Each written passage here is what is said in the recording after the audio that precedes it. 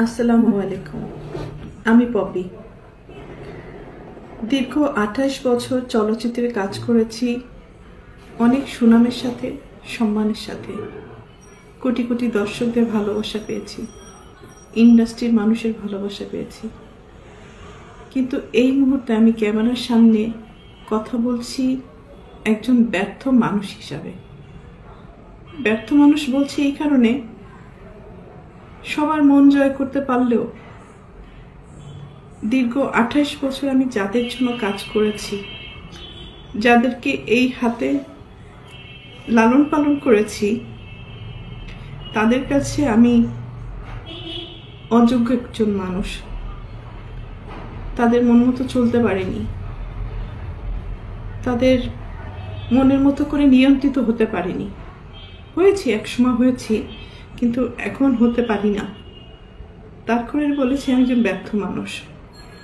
একটা মানুষ তো সবসময় সবার কাছে ভালো হতে পারে না, সব সময়ের জন্য ভালো হতে পারে না। আমি যখন ইনকাম করেছি, দু হাতে দিতে পেরেছি, লুটাতে পেরেছি, তখন আমি আমার পরিবারের কাছে অনেক প্রিয় একজন মানুষ ছিলাম। এখন দিতে পারি না, হয়তো তাদের প্রয়োজন অনুযায়ী, যার কারণে আমি এখন তাদের কাছে গলার কাটা, শত্রু এবং অপছন্দের একজন মানুষ। দীর্ঘ 2 দিন যাবৎ আমি আসলে দেখলাম যে আমার পরিবার কতটা নিচে নামতে পারে, কতটা হীন পরিচয় দিতে পারে, কত হিংস্র ব্যবহার করতে পারে, কত নোংরা শব্দ ইউজ করতে পারে। সাথে আমার মিডিয়া, তারাও আমার একসময় চলার পথের সঙ্গী হিসাবে কাজ করেছে। মিডিয়ার কাছ থেকে সবসময় আমি সহযোগিতা পেয়েছি, ভালোবাসা পেয়েছি, সাপোর্ট পেয়েছি। কিন্তু আমার পরিবারের কয়েকটা মানুষের মিথ্যা কিছু কথাবার্তা, মিথ্যা অভিনয়, মিথ্যা নাটক, মিথ্যা অভিযোগ বলার সাথে সাথে যে মানুষগুলো আমাকে সব থেকে বেশি চেনার কথা, জানার কথা, সাপোর্ট করার কথা, সেই মানুষগুলো ওই মানুষগুলো, আমার পরিবারের মানুষগুলোর কথা অনুযায়ী আমাকে ভুলভাবে আমার দর্শকদের কাছে বলেন, বাংলাদেশের মানুষের কাছে খুব বাজেভাবে উপস্থাপন করেছে। তো এর থেকে দুঃখজনক আর কিছুই হতে পারে না। যাদের জন্য কাজ করেছে আজকে তারা কেউই আমার না। এই জন্য হয়তো আল্লাহ বলে, যার যার জীবন হিজ হিজ হুজ হুজ, কিয়ামতের মাঠে কেউ কাউকে চিনবে না। তো একটা মেন পয়েন্টে আসি। আজকে যে অভিযোগগুলো আমার মা আর বোন করছে, খুব স্ট্রংলি আমি প্রতিবাদ করলাম। এর পুরোটাই মিথ্যে, বানোয়াট, এবং তাদের স্বার্থ উদ্ধার হয়নি বলে আজকে সত্য একটা জিনিসকে অসত্য বলে প্রমাণিত করার চেষ্টা করছে। আমি একজন শিল্পী মানুষ, আমি কি ভূমিদস্যু? আজকে যাদেরকে আমি এই 2 হাতে ছোটবেলার থেকে লালন পালন করেছি, যাদেরকে আমি মানুষ করেছি, আমার জীবনের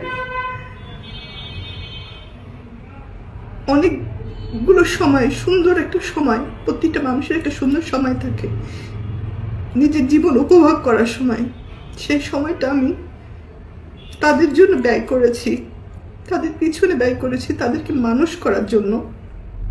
কারণ আমার বাবা মায়ের সন্তান আমার সন্তান না, কিন্তু তারা তো আমার দায়িত্ব না।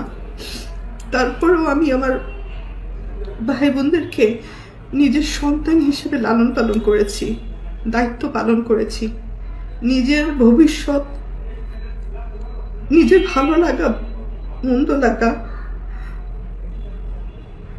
অনেক কিছু বাদ দিয়ে দিয়েছি শুধু আমার ভাই বোনদেরকে মানুষ করার জন্য।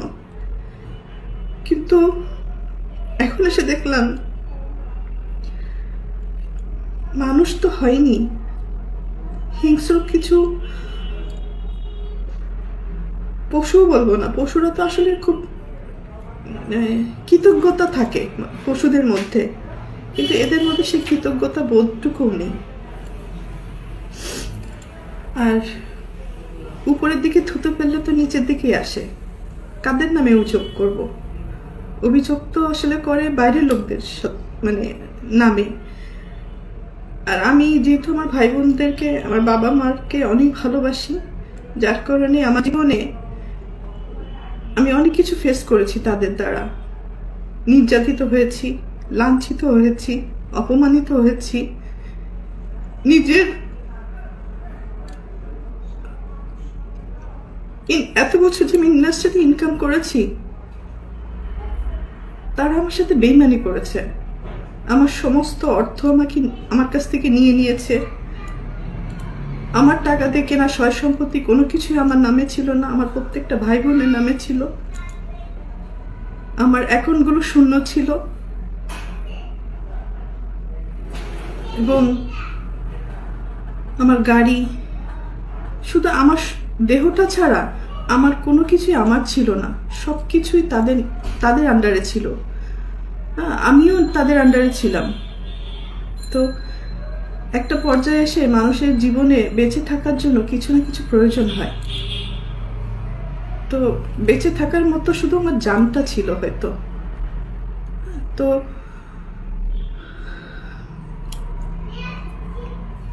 একটা পর্যায়ে এসে যখন আমি জানতে পারলাম আমার পরিবারই আমার সাথে বেইমানি করেছে, আমাকে ঠকিয়েছে, আমার সব কিছু কেড়ে নিয়েছে, এগুলো জানার পরে আমি চুপ ছিলাম। আমি যাদেরকে কোলে পিঠে মানুষ করেছি এই হাত দিয়ে, আমি তাদের দ্বারা অনেক বেশি নির্যাতিত হয়েছি। তারা আমাকে ফিজিক্যালি অ্যাসল্ট করেছে, আমার টাকা চুরি করে আমাকে মারার প্ল্যান করেছে, আমাকে খুন করে ফেলার জন্য টাকা দিয়েছে খুনিকে।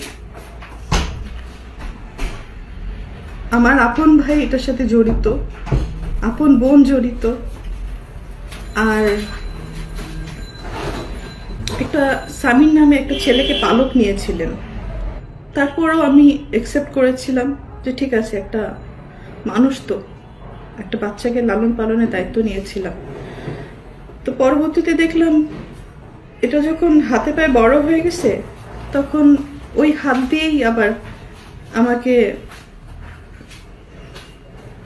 আঘাত করেছে। অনেক সময় এইগুলো কিন্তু আমার মুখের কথা না, এটা সত্য ঘটনা। এটা থানায় জিডি হয়েছে, মামলা হয়েছে এবং তাদেরকে আটক করা হয়েছিল এই ক্রাইম করার জন্য। পরবর্তীতে আমি তাদেরকে মাফ করে দিয়েছি, কারণ আমার ভাই বোন তো, ভুল হইতেই পারে। সন্তান হিসেবে মাফ করে দিয়েছিলাম। পরবর্তীতে দেখি যে এগুলো বাড়তেই আছে। এবং আমার মা তো আসলে অনেক বড় একটা শব্দ, কিন্তু পৃথিবীতে সব মা না। ভালো মাও আছে, খারাপ মাও আছে। দুর্ভাগ্যবশত আমার মাটা হয়তো আমাকে সেই পরিমাণ ভালোবাসতে পারেনি, কারণ আমি আমার মার কাছে, পরিবারের কাছে সবসময় সোনার ডিম পার একটা হাঁস ছিলাম, মানে দুধ দিয়ে একটা গরু ছিলাম, টাকা ছাপানোর মেশিন ছিলাম। সন্তান হিসেবে কখনো ওই ভালোবাসাটা, ওই কেয়ারিংটা পাইনি। তারপরও কোনো অভিযোগ নেই, আগেও ছিল না, এখনো নেই। আর আমি আমার মনকে বুঝ দিয়ে নিয়েছি। মা বড় মাছের মাথাটা তার পাতে দেয়, আর যখন ইনকাম করতে পারে না, পরবর্তীতে যে ইনকাম করে সেই মাছের মাথাটা প্লেট চেঞ্জ হয়ে যায়। তো আমার বেলায় আমি অনেক কিছুই, হয়তো ফিল্মের নায়িকা, আমি অনেক কিছুই মানে বাস্তব জীবনে দেখেছি। তো এতটুকু বলতে পারি, আমি ক্যামেরায় একজন ভালো অভিনেত্রী। ক্যামেরার সামনে স্ক্রিপ্ট পড়েছি, ডিরেক্টরের ডিরেকশন ফলো করেছি, হয়তো 3বার ন্যাশনাল অ্যাওয়ার্ড পেয়েছি। একজন ভালো অভিনেত্রী হিসাবে পুরস্কৃত স্বীকৃতি পেয়েছি আমি। কিন্তু বাস্তব জীবনে আমি খুবই কাঁচা একজন অভিনেত্রী। মানে অভিনয়টা আমার দ্বারা হয় না। অনেক কিছু সহ্য করেছি, তো মুখ বুজে সহ্য করাটাই হয়তো আমার পরিবার আমার দুর্বলতা মনে করেছে, আমার ক্ষতি করেছে যারা যারা, তারা সবাই মনে করেছে আমি হয়তো চুপ থাকি, হজম করি, কারো ক্ষতি করি না, এটা আমার দুর্বলতা। কিন্তু মানুষের যখন দেয়ালে পিঠ ঠেকে যায়, তখন সে একটা না একটা পর্যায়ে প্রোটেস্ট করে। তো আজকে আমার এই বক্তব্যটা হচ্ছে অন্যায়ের বিরুদ্ধে প্রোটেস্ট করলাম। মা বলে যে সমস্ত কথা ইমোশনালি মানুষকে ব্ল্যাকমেলিং করে, আমি এর আগেও তাকে মাফ করে দিয়েছি।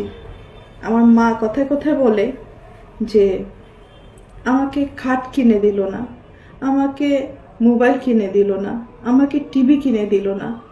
ভাই, একটা পরিবারে যখন একজন উপার্জন করে, সে যখন কোনো কিছু কিনে নিয়ে আসে, ধরেন আমি একটা ফ্যান কিনে নিয়েছি, তখন কি আমি বলবো যে মা এই ফ্যানটা আপনার জন্য শুধু আপনিই বাতাস খাবেন আর বাকিরা কেউ খাবে না? বা আমার বাসায় আরো 5 জন লোক আছে, 5টা ভাই বোন আছে, তো আমি কি ফ্যান কিনলে আমার মার জন্য একটা কিনবো, আমার 5টা ভাই বোনের জন্য 5টা ফ্যান কিনবো? একটা টিভি যখন কিনে নিয়ে আসি, তখন আমি আমার মাকে বলবো যে মা আপনার জন্য একটা টিভি কিনে নিয়েছি এবং আমার আরো 5টা ভাই বোন। দীর্ঘ 4.5 বছর 5 বছর বাবা আমার কাছে ছিল, তার সবকিছু আমি দেখাশোনা করেছি। তার ট্রিটমেন্ট থেকে শুরু করে সবকিছু আমার দায়িত্বে ছিল। তো অনেকবার সে হসপিটালে গেছে, অনেকবার সুস্থ হয়ে বাসায় ফিরেছে। তো এই সম্পত্তির কারণে অনেক বড় বড় ঘটনা আমার সাথে হয়েছে, শেষের দিকে আব্বুর সাথে হয়েছে। মানে বাবা যখন হসপিটালে ছিল, মানে তার ট্রিটমেন্টের সমস্ত টাকা পয়সা আমার টাকা। আমার এফডিআর ভেঙে আমি 1 কোটি টাকা কম হবে না, বেশি হবে, মানে যদি এটা বলতে হয়। আমি তার পিছনে আমার এফডিআর ভেঙে পেমেন্ট করেছি। সেই রিসিট বলেন, প্রমাণ বলেন, সব আমার কাছে আছে। স্টেট ব্যাংকের স্টেটমেন্ট উঠালে তো পাওয়া যাবে, এবং আপনারা হসপিটালে খোঁজ নিলেই পাবেন। অথচ যার সম্পত্তি নিয়ে এত নোংরা কথাবার্তা হচ্ছে, দখলদারি নিয়ে এত কথাবার্তা হচ্ছে, তারা কিন্তু একটা টাকাও খরচ করেনি আমার বাবার অসুখের সময়। যেই মারা গেল, সেই তার সম্পত্তি নিয়ে ভাগাভাগি করছে, ব্লেম দিচ্ছে, নোংরামি করছে, দখল বুঝে নিচ্ছে। আর দীপু, বাবার লাশটাও ধরতে চাও নাই। আর আজকে বাবার সম্পত্তি নিয়ে কত রকম নোংরামি করছো। কোথায় ছিল এই সমস্ত? মানে তখন একবার চিন্তা করা উচিত ছিল, যার সম্পত্তি নিয়ে তুমি লাফালাফি করছো, ভোগ দখল করার চেষ্টা করছো, সেই লোকটাকে সারা জীবন গালি দিছো, তার সাথে দুর্ব্যবহার করছো, তার চেহারাও দেখো নাই। সব প্রমাণ কিন্তু আমার কাছে আছে, এটা আমি এখন দিব তোমাকে, যেত না। যাই হোক, শেষটা এটাই বলবো, আপনারা সবাই ভালো থাকেন, আমাকেও ভালো থাকতে দেন, সম্মানের সাথে যেন আমার মৃত্যু হয়, এই কামনাটুকু করে আমি বিদায় নিই।